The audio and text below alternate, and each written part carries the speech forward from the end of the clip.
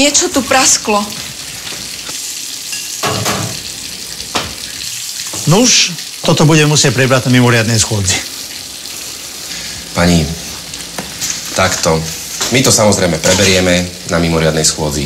Nebude to prvýkrát, nebude to ani posledný krát a myslím si, že môžem povedať aj do budúcnosti, že tieto veci sa budú diať.